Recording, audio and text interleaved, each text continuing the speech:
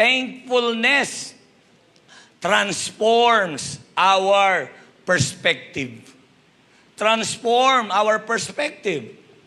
Because giving thanks for the trials itself, it's not about celebrating our pain. Hindi natin sinasabing, Lord, salamat, may cancer ako. Lord, salamat, naputol yung paa ko. Hindi ganun.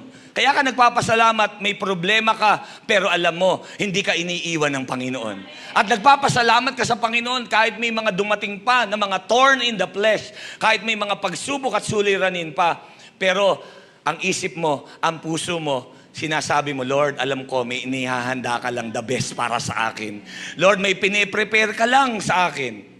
The best is yet to come. God is working behind the scene.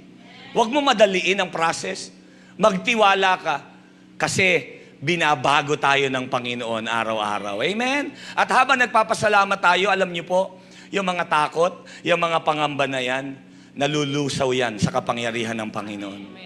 Pinapatahimik at pinapatigil ang mga espiritu ng takot, pinapalitan ng espiritu ng pananampalataya na nagmumula sa ating Panginoon. When we give thanks, even in the midst of trials, you are not thanking God for the hardship, but you are thanking God in the hardship.